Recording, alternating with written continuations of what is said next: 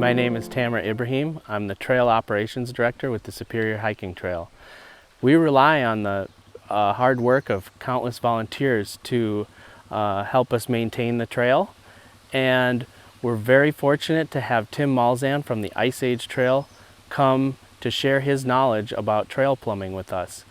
He brings with him years of experience, and he also has a very high standard of quality for the work that is done. Crooked, rough, and muddy. What is it about the Superior Hiking Trail that has so many different wet spots and sees so much movement of soil from the trail itself? A couple things. Geology, rock is close to the surface. Terrain, the Superior Hiking Trail is going on a northeast type of trajectory out of Duluth, whereas water is going on an east kind of trajectory, and the trail is crossing the water and the terrain as water's trying to make its way, as it always does, into Lake Superior. What do? Trail building is people building. We need hands, we need hearts, we need people to care for this and to do it in a skilled way. What can we do about the geology? We can learn. We're not going to change it, but we can learn about it because that helps inform us about the erosion techniques that we can do for the trail.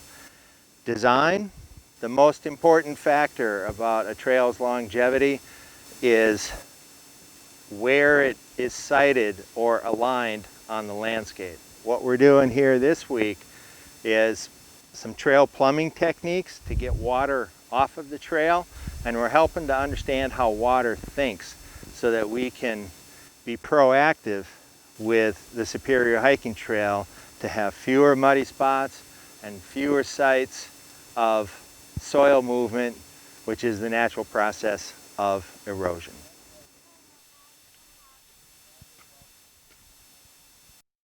Water off, people on. That's one of the core premises of sustainable trail.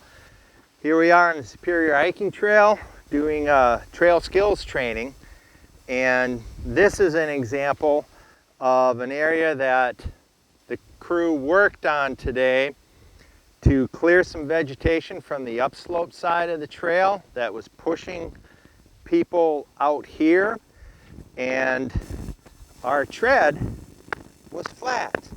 There was nowhere for water to go, so this was muddy. What we're doing here is we're trying to create an outslope. So this section is historically muddy, and why? Because it's flat. There's no slope on the trail tread. So what we want to do is we want to take the trail from flat to a 5% outslope, which means that the upper side is 5% higher than the lower side of the 2-foot trail tread. Trail stewardship simply means caring for the trail, and it doesn't happen by itself. It takes dedicated people, and so much of the folks who are doing this are doing it entirely on their own time. They're volunteers. What's happened here to care for the trail is to try to get water off the trail. Up trail, the pitch is rising from 10 to 20 to 30%, and all that water is coming down here. And as we work our way up the trail, we're going to be looking at places like this where volunteers have been working to shape soil and features surrounding the actual surface of the trail, which is called tread, that we walk on, in order to get water off and to make a more enjoyable experience for the thousands of people who are using the Superior Hiking Trail.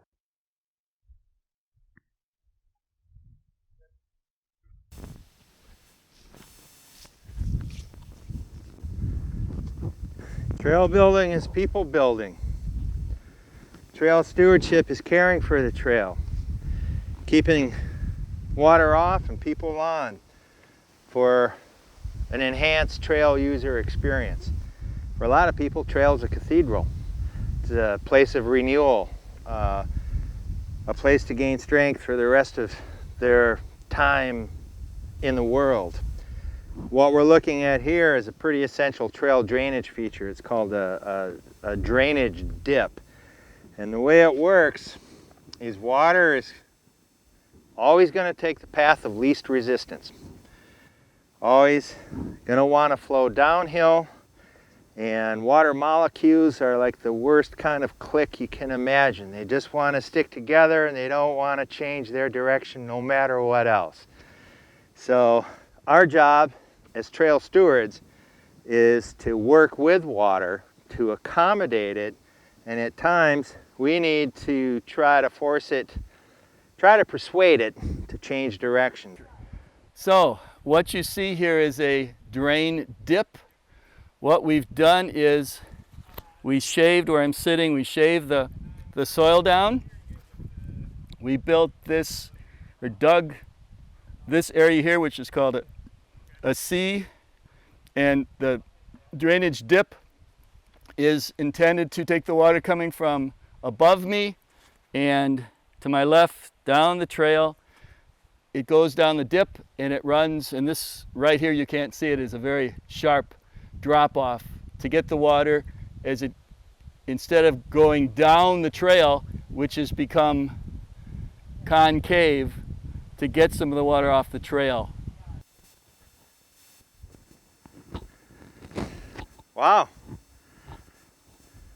that looks pretty durable. Good work.